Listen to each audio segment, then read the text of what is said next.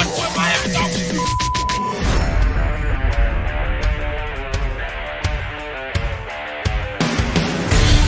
The pressure, he's in trouble. Loses the football. Touchdown!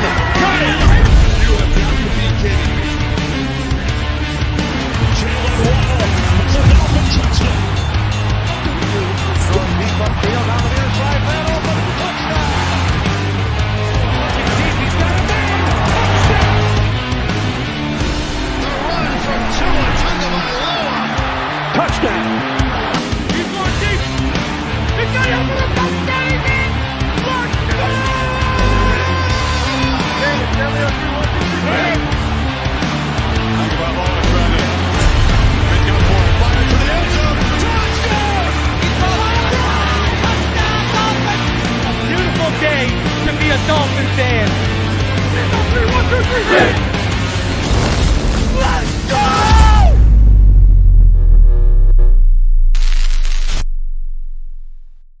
What is good, Finn Nation? What's good? It's your boy Reason. And we are back here for another one on this Memorial Day Monday. I hope everyone has had a fantastic weekend. And whether you're grilling stuff from what you ate or sitting around anxiously waiting on the Heat game, I'm glad you decided to join us. Just a quick programming note. Don't know if there's going to be a finish line this week because, as you guys know, Nick Hicks will be joining the show 8 p.m. Wednesday night for our basically third annual off-season powwow. So, we will be digging into Tua and other clients of his that may be of interest to all of you guys. So be sure to tune in on Wednesday night for myself and Nick Hicks. I will be live tomorrow because OTAs start up again. OTAs this week are the 30th and the 31st. I don't know whether I don't know whether the media is at Tuesday's practice or whether they're at Wednesday's practice. I'll figure that out tonight and let you know. I know one of them is open, so open to the media. So I'll let you guys know exactly what's. And then so Tuesday and Wednesday we got OTAs. They're off Thursday, and then Friday is actually June 2nd is the last day of OTAs before we start getting into mandatory minicamp. And then, obviously, you already know what time it is. Training camp. So, we are getting there slowly but surely. We're inching along, baby. Slowly but surely it's coming up. So, I got a few things I do want to talk about. Tonight, we're going to talk about Devon Achane. A lot of little nuggets came out of his running back, how do I call it?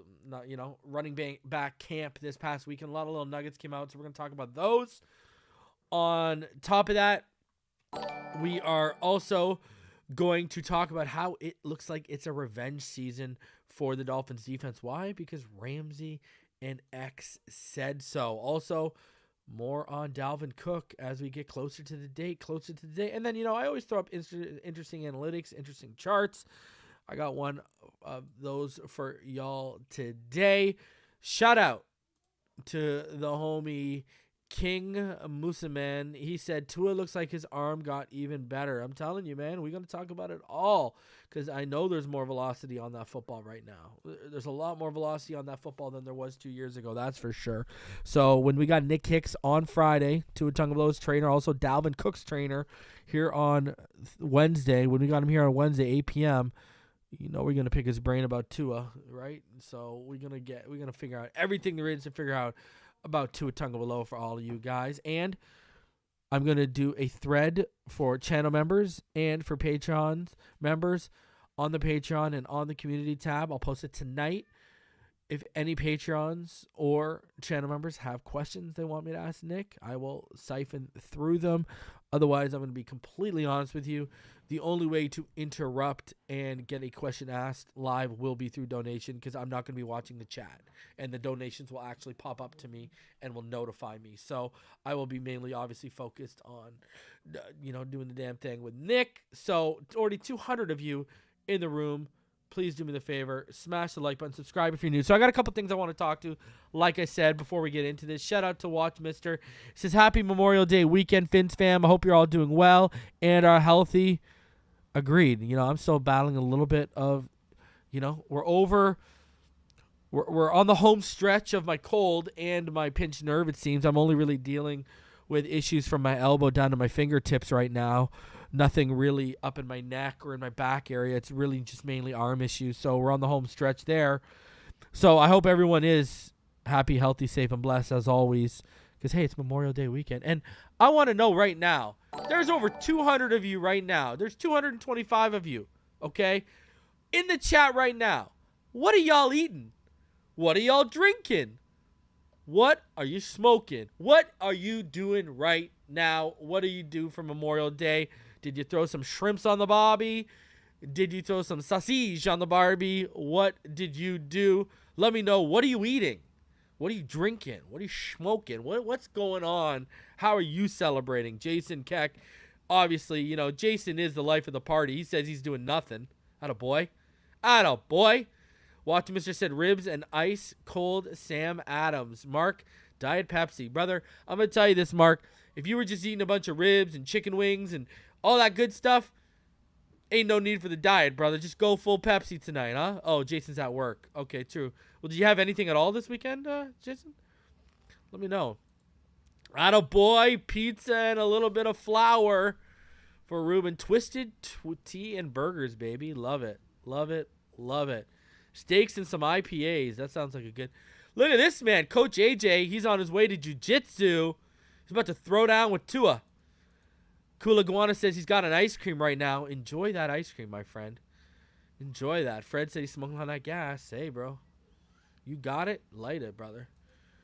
John had his Memorial Day festivity. He's playing video games because he's probably playing NHL right now, and he's created Bedard in there and drafted him to the Blackhawks, and he's living his life. Eating shrimp tacos, hammer. Attaboy. Attaboy. Attaboy. I'm going to go through all y'all. Waiting for the sun to come out. Want a tan. Attaboy, Mario. Catch those rays. William, Bud Light. Homemade crunch wraps and call it. Attaboy. Taco Bell at home. I got to go to Knight's house, huh? Jacques got the loud. Robert's one of my favorite pops, brother. One of my favorite pops. Huh? What is it, like 21 different flavors? That's why that number's on there, something like that. Kevin, the Oreos, honey bun, and hot chocolate on a late May day. Kevin, I hope you're somewhere it's a little chilly, because if you're drinking hot chocolate in 100-degree weather, brother, holy, kudos to you. What kind of Oreos, too? That's the real question, because they got those new double-stuffed Oreo Supremes, which are fantastic. Burgers, brats, and drinking beer. Drinking Celtic tears, smoking that Boston pack. There you go, Dade County. Darth Sadic says, at work in Mexico, drinking plain coffee. Look at it. PL about to destroy the nephew in Tekken 7. Attaboy. Robert, yeah, he got the shrimps on the Barbie. I'm in Canada, but I'm treating myself anyways. I'm going to, too, after tonight, eh? I got there's a really good pizza place that I like, man. And they make this, it's called, what is it called? Cold, what is it?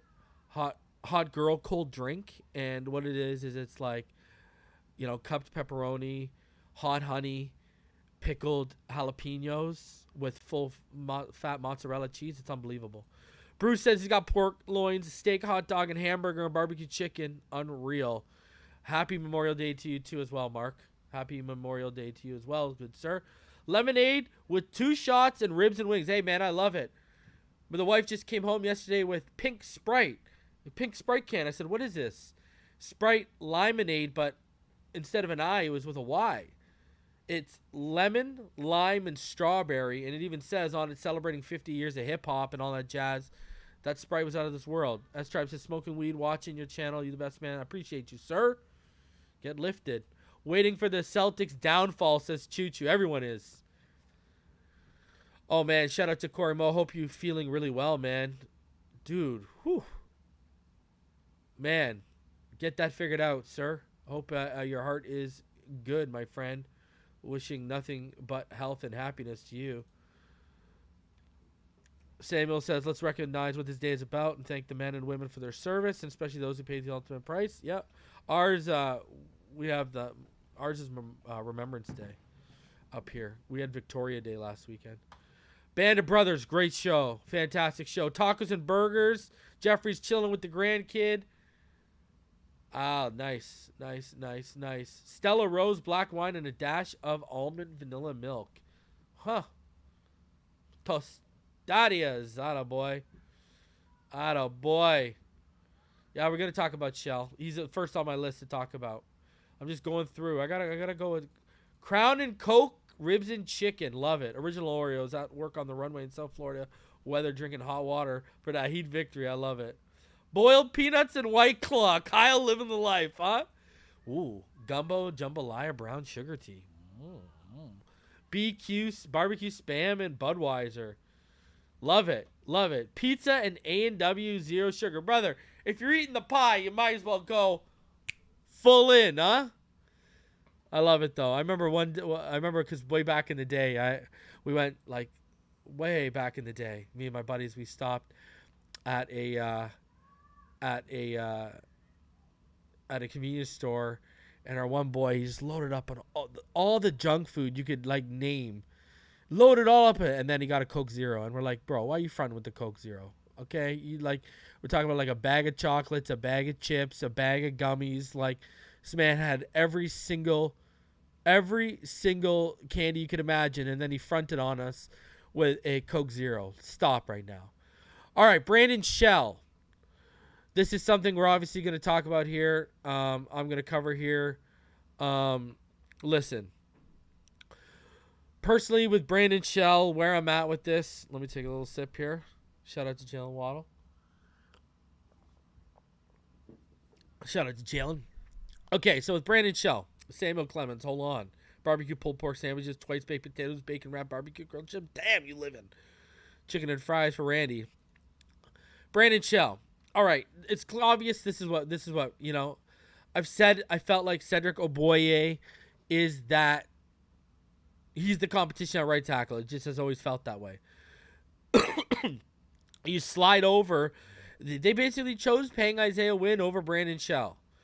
If people aren't familiar with what happened, Brandon Shell has signed with the Buffalo Bills. And listen, you know, I don't even think they're going to bring insurance. I know George Fant is still dangling out there. I don't even think they're going to bring insurance, someone like that. They are moving with what they're moving. They clearly have confidence. They clearly have faith in the bodies that they have in the building right now. I'm not here to say whether it's right or wrong. Brandon Shell was clearly sitting around playing twiddly-dinks, sitting on his hands, waiting for us to make a move. We made a move, and he goes to a division rival. I think they like the fact that Wynn can play right tackle, and left guard. It makes sense. He's more versatile than Brandon Shell. Brandon Shell is just pigeonholed to right tackle. And that's why they brought in Cedric Oboye, because if you're going to have someone like that, they're just going to go with him. Now, Oboye can actually play left tackle as well. We saw when they tried Brandon Shell for a little bit of left tackle, the struggle was mighty. So I think that's probably why. You look at the versatility, Cedric Oboye is probably going to be the main competition at right tackle, but he also has left tackle flexibility, whereas Isaiah Wynn has guard and both tackle position flexibility. So we'll see. You know, I think Isaiah Wynn, under this coaching staff, has a higher ceiling than Brandon Shell. I will say that. You know, listen, because, you know, I've said this before. Everyone wants to give Bill Belichick all this credit.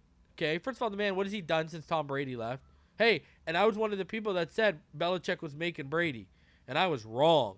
Dead wrong. You know, it's taken a couple years, and we've all realized Brady made him. And, you know, I don't subscribe to, you know, under Brady, I was subscribing to Belichick's pushing Shula. But since he's left, it's not even close. Look at Shula's success before Marino came. Stop this. It's not even close right now. Belichick, he can't win without Brady.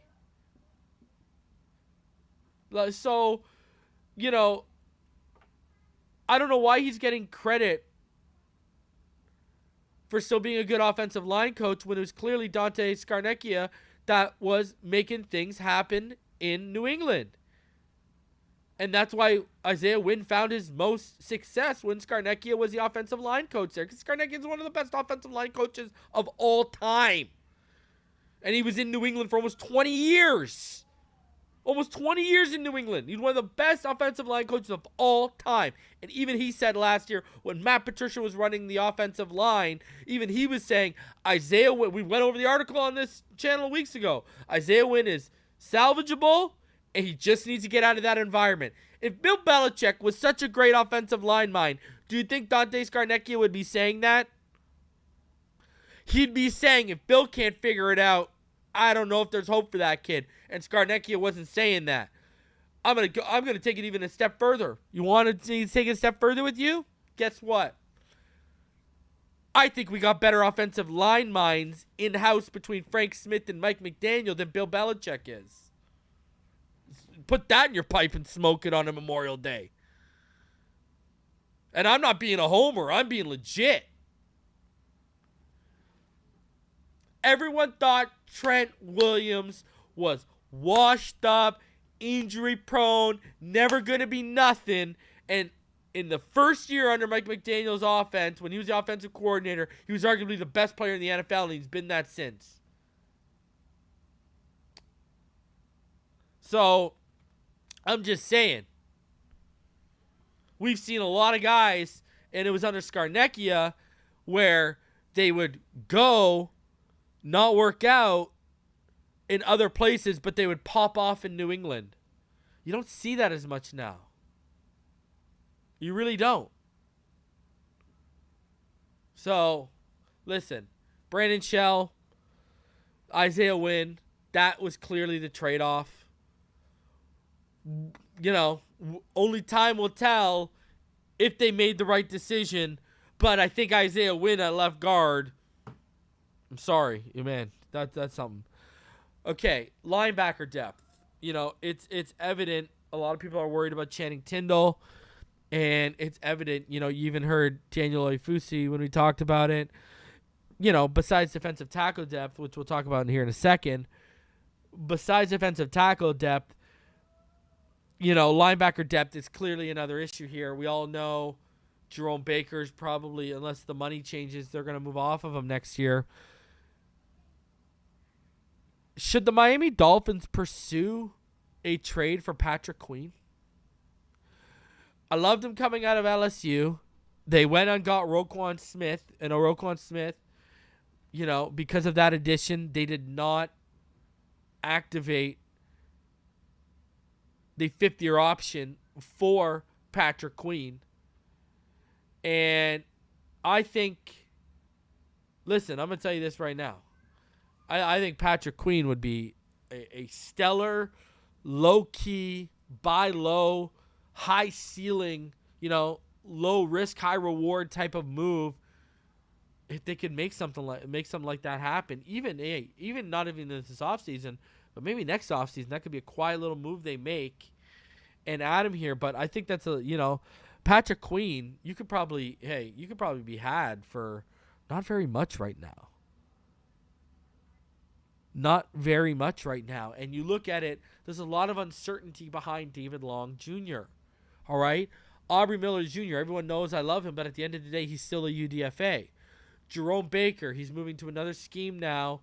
How is he going to fit? Is he going to be willing to play ball financially and maybe restructure his contract this offseason? If not, you're gone. Then what? Duke Riley. I'm not talking about outside linebackers. I'm talking about interior linebackers here right now. Right? And now they're experimenting with Andrew Van Ginkel, Channing Tindall. People aren't sounding overly enthusiastic about him. You know, there's room for a body like that. There really is on the interior, right? And, you know, I think that's a name that would make a lot of sense. And I think Fangio could get something out of a guy like that. Now, albeit, maybe you do have to wait till this offseason, get him on a cheap prove-it deal, and add him to the stable of linebackers once we figure out how that whole interior shakes out after this season. But listen, I'm going to tell you that right now. If you could give me Patrick Queen for a 5th-round pick, Yeah, I wouldn't mind that. I would not mind that at all. At all. Listen, I'm going to tell you this right now. It's the same reason where we're at with Jackson and Eichenberg. We ain't got time to wait on you on Channing Tindall. I'm sorry. Just like Izakama. I've been telling y'all all offseason, Izakama is going to be a contributor this year. Watch out. He's going to be battling. And what's the first thing coming out of the first week of OTAs? Well, this man looks NFL ready. That's the difference. They're looking at Izakama saying this guy looks like he's about to be an NFL contributor. Everyone's looking at Channing Tindall saying this guy doesn't even look like he's ready to hit the field yet. Right? We don't got time to wait in a window. You got to contribute. You got to, especially our highest pick. Right? I told everyone they should. You all know how I felt. Leo Chanel was my man. And they went. And Leo Chanel went one pick after to Kansas City. And he was playing next to my linebacker man crush from the year before, Nick Bolton, in the Super Bowl. So, yeah. I got all the grounds to be hard on Channing Tindall. I won't start knocking him until year 3. I'm going to stick to my word. I give you 3 years. But I got all the reason right now to look at him sideways in year 2 because everyone knows Leo Chanel was my guy. And Leo Chanel is a year 1 contributor. This guy can't get on the field. And I told all of y'all when he publicly admitted that he was having problem grasping the defense last year in the playbook, I told y'all this was going to be a situation that we were moving over to a new defense, new terminology, etc., etc. See, again, I'll say it. I've said it before. I'll say it again. That's the difference between when people tried to say Tua didn't know the playbook. No. Tua was just trying to not to. Tua was politely throwing Chan Gailey under the bus. That's what he was doing when they were talking about, because he said a lot of the offense weren't agreeing with things being called, etc., etc. Tua's never looked out of sorts like Channing Tindall. So, just saying. Food for thought. Food for thought. Patrick Queen, Miami Dolphins. It's kind of interesting. And finally, I've noticed, especially over the last week, I've noticed that a lot of outlets are starting to pick up on something we've been talking on Phinside The NFL here for months now. What is that? Raekwon Davis. I've noticed that people are starting to see Raekwon. I'm noticing more articles coming out. I'm noticing it. And it's something we've been talking about on here for quite some time, right? Not only the defensive tackle depth recently, right? On my Patreon 3 takes, I said it, and I'll tell all you. Defensive tackle depth is a bigger priority than Dalvin Cook right now. But, hey, Dalvin Cook's willing to play ball and come here. Sign me up. But, you look at Raekwon. The guy hasn't produced the way we all wanted him. When you look at his traits, when you look at his size, when you look at his production in college, he screamed Chris Jones 2.0. The defensive lineman that you guys all might remember from the Chiefs, he screamed Chris Jones prototype. Obviously, he hasn't hit that ceiling yet.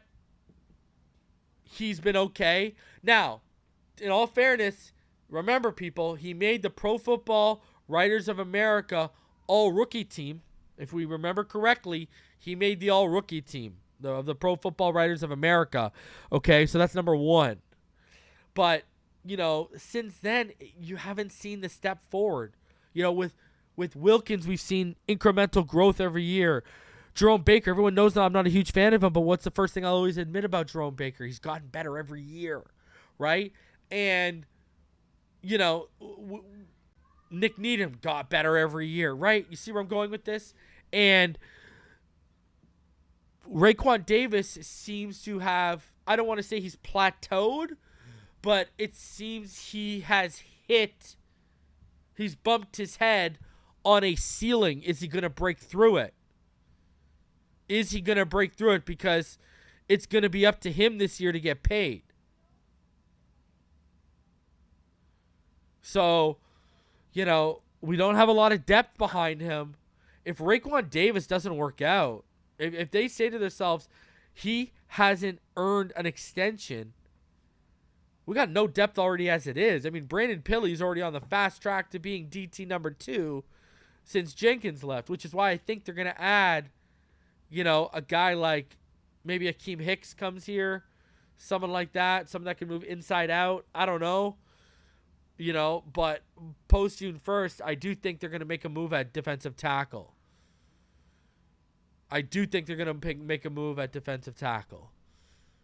So, listen, everyone seems to be catching up to the fact that Raekwon Davis has not performed up to his expectations, which has already been talked about on this channel, which was a pro Raekwon Davis channel when he was drafted. He was me and EM's DT3 in that class, right? And they actually drafted one of our other top 10 DTs, Benito Jones, in that class, and that hasn't perfectly worked out. But yeah, we only had him, Javon Kinlaw and Derek Brown hire him in that draft. And let's be honest, have Derek Brown and Javon Kinlaw moved the world yet? Not really. To be honest with you, those first three guys between Raekwon, Javon Kinlaw, and Derek Brown had so much freaking potential. And, you know what I mean? And there were certain people with platforms saying they would have drafted Derek Brown over Tua Tagovailoa. Oh, my Lord. There was other people saying they would have drafted Jerry Jeudy over Tua Tagovailoa at the time. My God. Imagine if we would have made either one of those picks. There were people saying they would have drafted Chase Young over Tua Tagovailoa. And what did I say the next year? I said in 2021, if it wasn't for the injury concerns, Jalen Phillips would have the same hype as Chase Young. And as far as I've checked, since they both come into the league, Jalen Phillips is living up to the hype.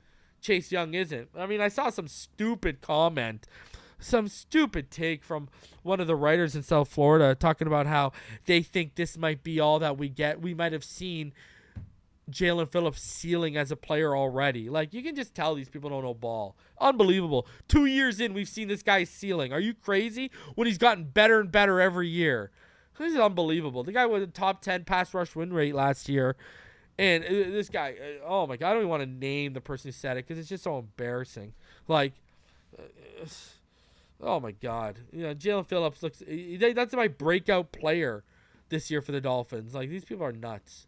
Anyways, let's get into it. Let's start off with Devon Achane. Is this man legitimately the human Flash? Check this clip out, guys. Turn it up. Listen closely. If you don't hear it, don't worry. I'll go back on you for you. The fastest you ran in miles per hour. You might want to ask these guys. They're faster than me. Mine was like 23. What was it? Damn. Oh, my bad. 26 miles per hour. You said I don't know. You don't even want to say you 26. Yeah, I ain't going to say mine. It ain't 26. I can tell you that. It ain't 26. It ain't 26. So I want you to understand right now, Devon Achane just told, when he was asked, just said he's been clocked at 26 miles per hour. Is that for real? Are you crazy with me right now? Like, dude, I'm going to tell you this right now, okay? I'm going to tell you this right now, right? In residential areas where I live, it's 40 kilometers an hour. That's the max in in the residential areas. When you get on the main streets, it goes up to 60, 70, depending on where you are. Sometimes 80, depending on where you are. Okay. 40 clicks. Do the math. 40 kilometers an hour is just under 25 miles per hour. This man is going faster than the speed limit on my residential street. I'm not even lying. Think about that for a second. This man has been clocked at a faster speed than the speed limit in my area, my residential area. What? Like, seriously? Think how incredible that is. Put that into perspective. This man would catch a ticket just for running in my area. I didn't even know this when I was hyping him up to all of y'all for the last 9 months.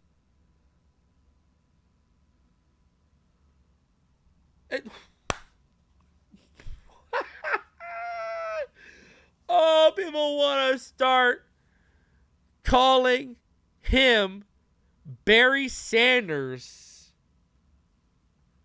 They want to call him Barry Sanders. Okay?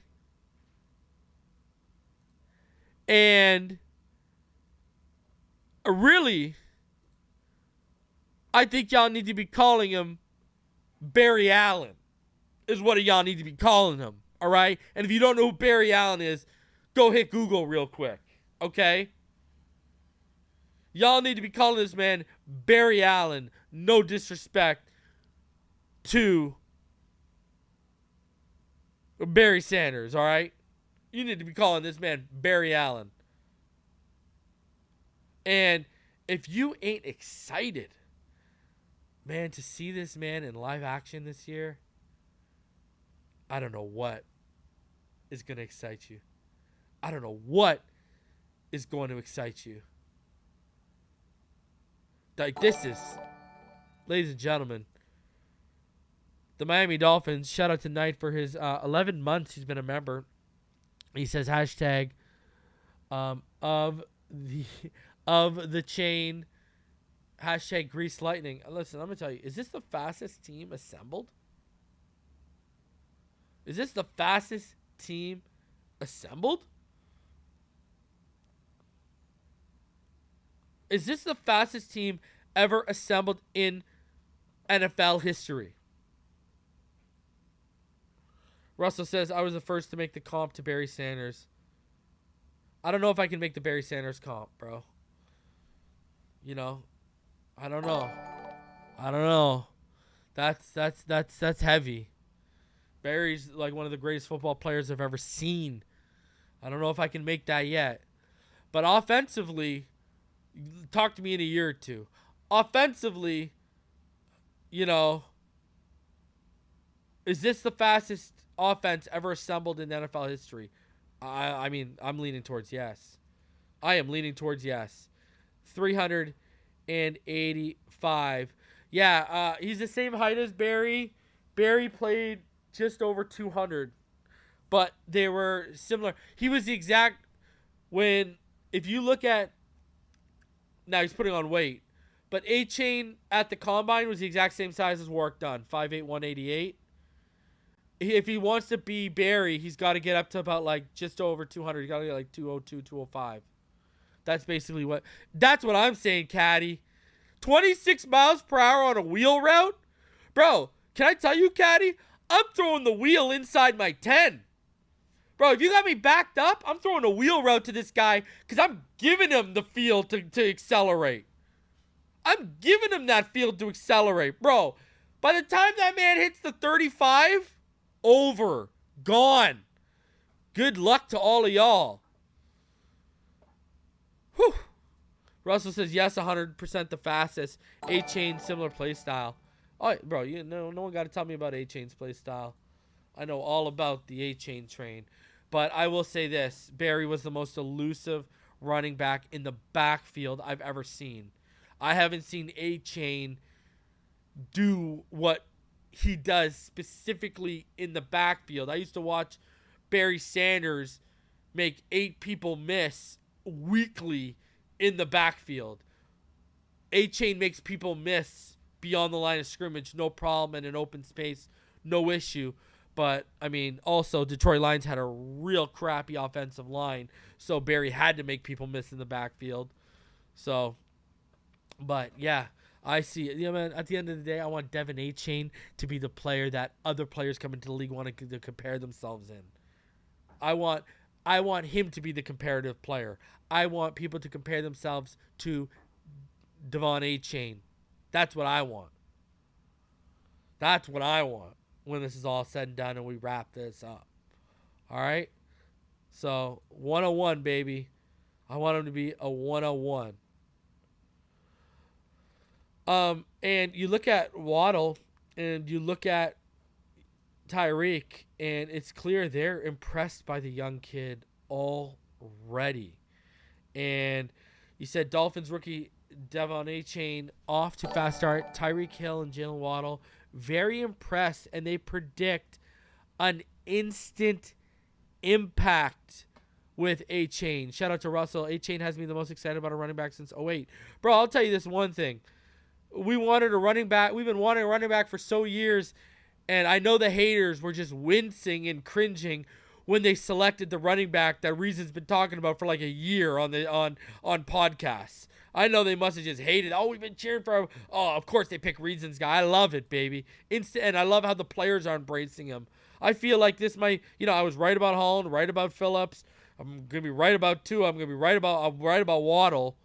Hopefully, I'm wrong about Jackson. He ends up being good, but I am gonna be right about Devon Achane, and the players are telling me this. Devon Achane is a blur, darting across the football field with his trademark track star speed. The former Texas A&M and Fort Bend Marshall standout was the fastest running back in the NFL scouting combine with a blazing 4.32 in the 40-yard dash. That's the fourth fastest combine time ever for a running back and the fastest since 2014. Now that the Missouri City native is getting established with the Miami Dolphins after being selected in the third round, he's making an equally quick impression on his older teammates as he joined wide receivers Tyreek Hill and Jalen Waddle and quarterback Xavien Howard at a youth football and speed camp in Pearland. Or Pearland. It's Pearland or Pearland. I don't live out in Texas. You tell me what it is. Dolphins coach Mike McDaniel can utilize Achane's athleticism and versatility in his freewheeling offense to create instant mismatches in the open field. And Hill and Waddle see Achane helping boost an already dangerous offense. It's an instant impact, Waddle said Saturday. You can see it in picture. You can see it in the way he goes about meetings. Just his work ethic, having a great guy in the locker room, and an explosive player on the field is obviously going to help us out a lot. Achane was an all-Southeastern Conference selection last season, rushing for 1,102 yards and 8 touchdowns and averaged 5.8 yards per run. He caught 36 passes for 196 yards and 3 touchdowns and returned 1 kickoff for a touchdown. He had 21 career touchdown runs. Remember, he had 2 career kickoff touchdowns, right? Achane averaged 7 yards per carry in 2021 and rushed for 910 yards and 9 touchdowns. But remember, that was with Isaiah Spiller in the fray too. Man, he's another special player that we've added this year, Hill said. I'm excited to see what he brings in this offense. So far, he's been looking really good with his speed. The way he's able to catch the ball in the backfield so far, I'm very impressed. A former backup to Los Angeles Chargers running back Isaiah Spiller, Achane was named MVP of the Orange Bowl after rushing for 140 yards and 2 touchdowns. And that was as a freshman. He had a 96-yard kickoff return for a touchdown against Alabama. Achane, who patterns his game after San Francisco 49ers all-purpose running back Christian McCaffrey, rushed for 2,097 yards and 38 touchdowns in high school. Now he's off to a positive start with the Dolphins. It's finally starting to feel real. It's been fun out there. I've been learning. I always come in and think it's going to be hard. It's been very good. Achane's time only trails Chris Johnson, Dry Archer, and Keith Marshall for the fastest time in franchise history. Achane was faster than Alabama's Jahmyr Gibbs at 4.36 and East Carolina's Keaton Mitchell at 4.37, who both ran in the 4.3 range. Speed we generally like around here, McDaniel said. That running back room for us is very important, and we found a person who fits a skill set we like, but someone who fits in the room. He is fast. The feedback from McDaniel is significant to Achane. It means a lot, he said. He's a great coach. He's one of the best coaches. He knows what to do with my talent, and I'm just glad to be there. He's a great coach and a great dude. It's going to be fun to be out there. Drafted 84th overall, Achane joins the backfield of Raheem Mostert and Jeff Wilson, who combined for 1,283 rushing yards and 6 touchdowns last season. Achane is up to already 192 pounds and joins an offense that already has a lot of speed with Hill, Waddle, and Mostert. Don't forget Braxton Berrios adds speed to that. We got, Cedric's a fast guy. Robbie Chosen's a fast guy. We got a lot of speed back there. Don't forget Salvin Ahmed is a fast guy too. Achane grew up excelling in track and field, honing his speed, and making it translate into big plays on the football field. For the Aggies, he ran indoor and outdoor track and was part of an All-American 100-meter relay team and won the 60-meter dash with a 6.63 clocking. I think track helped me with a lot of that. I've been putting a lot of hard work into it. And Achane is already fitting into the Dolphins' locker room dynamic, with Hill inviting him to participate in this camp. It means a lot, Achane said. He texted me and invited me. I was thankful. I'm a rookie. I wasn't expecting this. I'm going to do my best. 5'9". Remember, he's about 5'3", 8.5. At 192 pounds, Achane isn't a bigger back. He has electric speed, though. People always say I'm small, but I've been dealing with that my whole life. I feel like my size doesn't change anything. I've been good my whole career thus far. I do break a lot of tackles. I'm not the type to take on any head-on tackles. I feel like I have a natural ability to avoid tackle, and that's something I'm very, very good at. And, what can I say except I agree. Listen, I get the Barry Sanders comparisons because he is elusive, and when he does take tackles on head-on, he bounces off them like a pinball. So, listen, and remember, Achane thought his 40 time was too slow. Remember, he wanted to get in the 4.2s. So, he was actually disappointed with his 40 time. So, I'm just saying. Remember, his 200-meter qualifying, his 200-meter time at Texas A&M would have qualified him for the 200-meter Olympic team for the trials. Just saying. Over 430 of you in the room, please smash the like button. Happy Memorial Day to all of y'all. Sticking with that camp for just 1 second. If you didn't see it, well, Tyreek Hill, he kind of doubled down on Tua and Mike McDaniel. Let's check it out. Obviously, we got one of the most accurate quarterbacks in the NFL, and I'm sticking to my stance on that. Having Tua at quarterback and, just having the offensive guru that we have in our head coaches is wonderful. So, we're talking about a guy who, listen, I think the best coach in football, is Andy Reid. And to have a man who was developed, found success, won chips, had personal success under Andy Reid, for him to say that and to call Mike McDaniel an offensive genius, that holds a lot of weight with me. It really does. And again, I remember when the podcasts were coming out last year and he was calling him the most accurate quarterback, and he's still, a year later, the man is still doubling down on it. So, listen, I told y'all last year, I'll tell you again, that was not for clicks. Tyreek Hill truly believes that. And who are any of us to tell one of the greatest receivers of our time that he doesn't know what he's talking about and he's wrong? Because we all have seen the tape. We know he knows what he's talking about. So, I absolutely can't.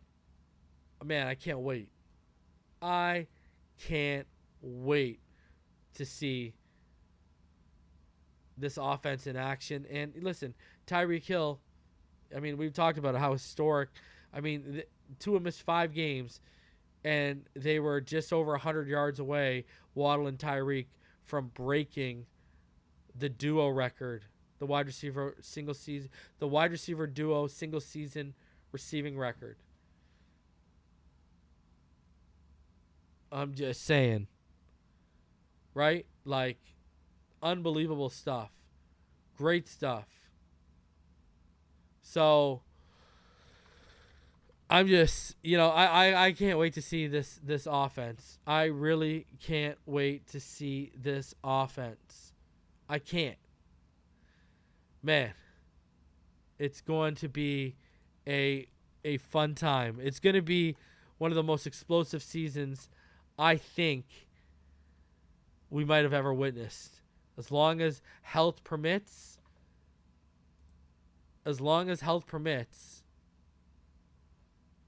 man, it's going to be a fun year for the Miami Dolphins and for us fans. It really is.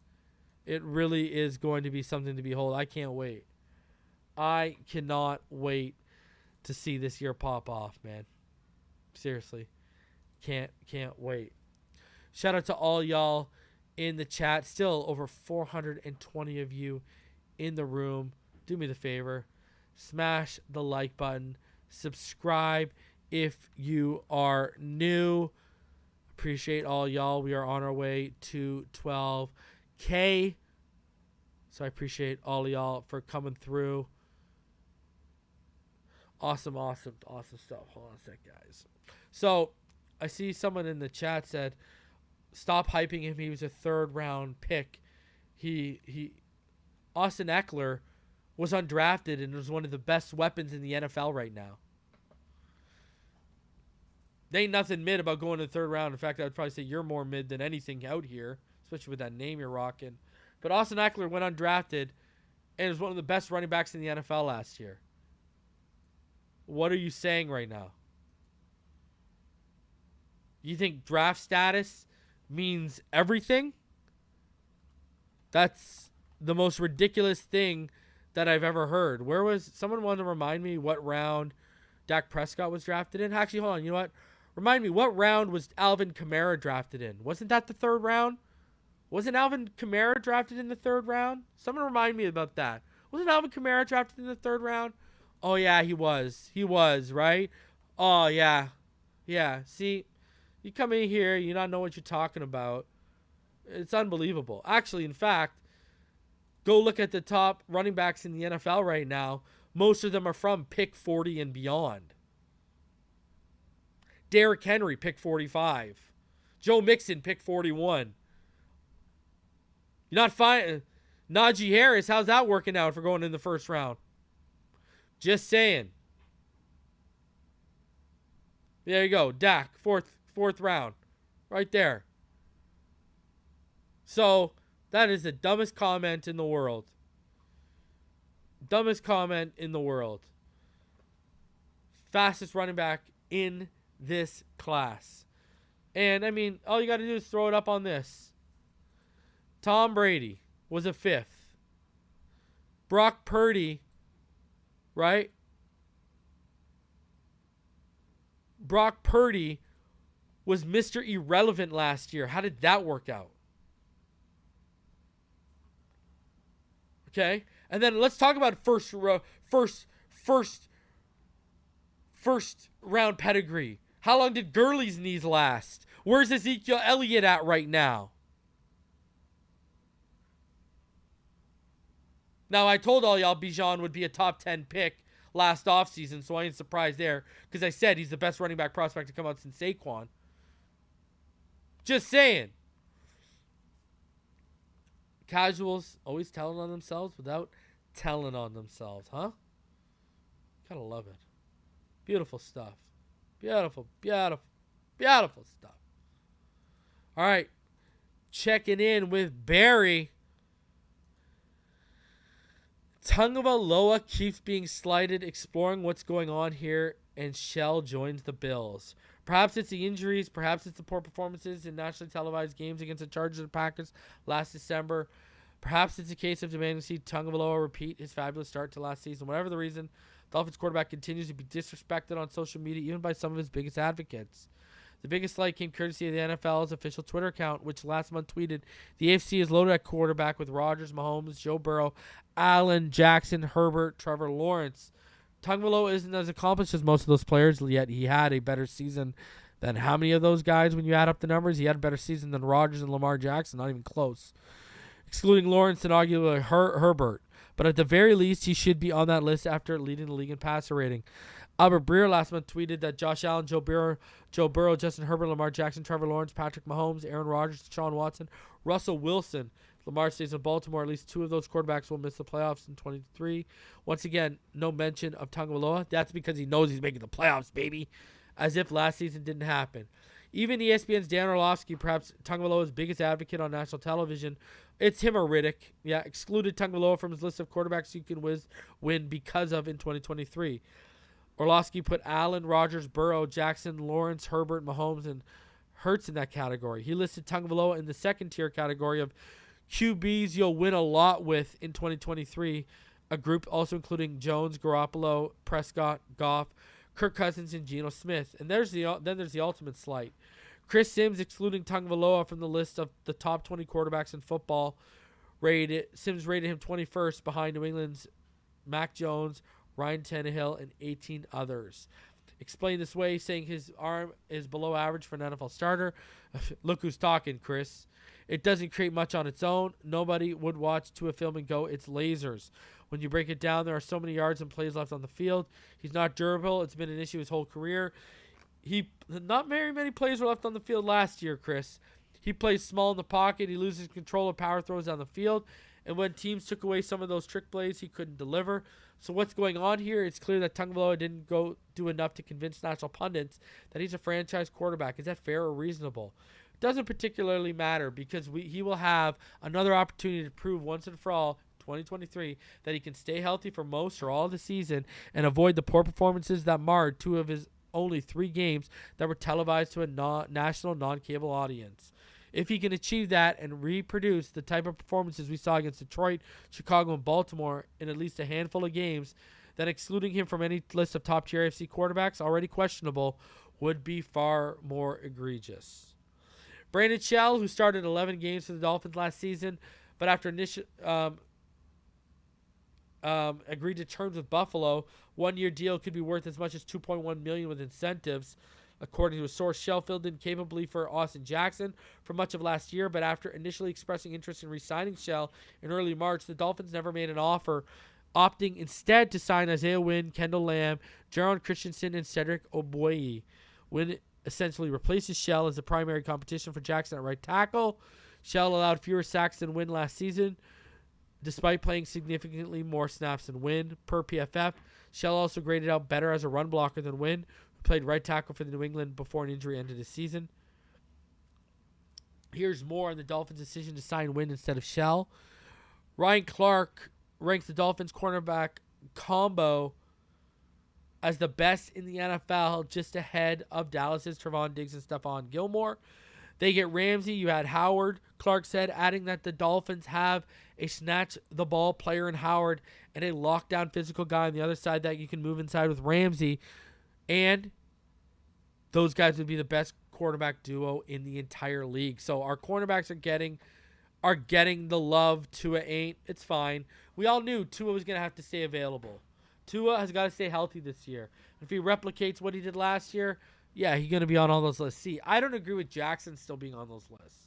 Jackson was awful last year, hasn't won a Super Bowl. Hasn't won a playoff game, but also hasn't won the MVP in like 4 years, and people are still acting like he's that same guy, like defenses haven't figured him out. Stop right now, okay?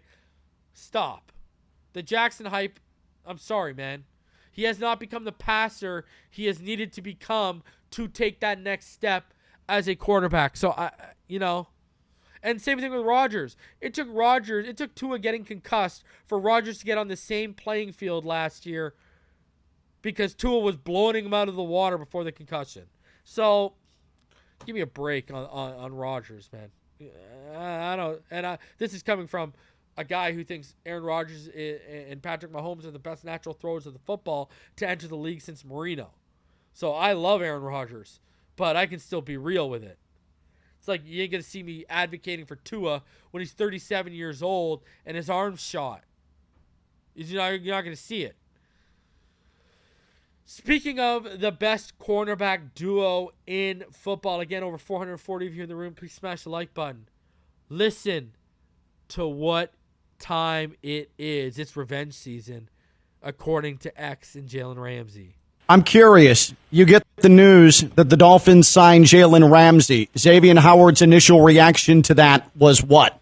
It was a cuss word. I couldn't believe it. I couldn't believe it. I'm like, man, this is crazy. Because me and Jaylen was in the same draft at 16. We always talk and stuff like that. So now, me and him on the same team, man, I'm like, I can't make this up. We talk about it now. I think we texted each other yesterday about this year being like a revenge year. This is the name of the season that we got for both of us. So, I'm excited about what me and him can do on the field together and just go out there and have fun and help our team.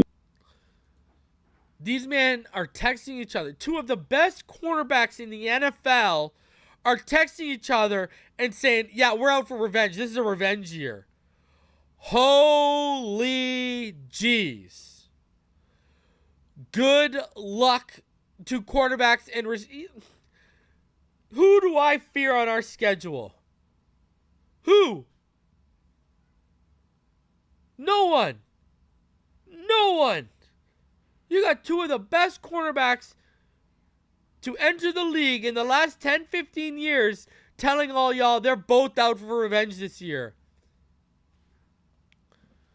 We know. We've seen X perform when the money's on the line, and he knows the money's on the line for next offseason. Jalen Ramsey got everything to prove right now because you got these people. People are trying to tell. Look at they're underrating Tua, and you got the same people out here trying to tell all y'all that Ramsey washed up now. All of a sudden, Ramsey became washed up when he became a Dolphin. Stop. I'm gonna tell you this right now. It's scary season for receivers and quarterbacks who are on our schedule. When you got two of the best corners in the last decade saying they're out for revenge this year, good luck to all of y'all. You're going to need it because they about to feast. They about to feast.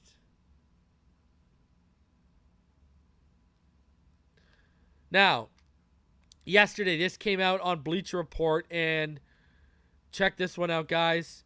Dalvin Cook rumors. Teams believe the Vikings will trade or release the running back amid Dolphins buzz.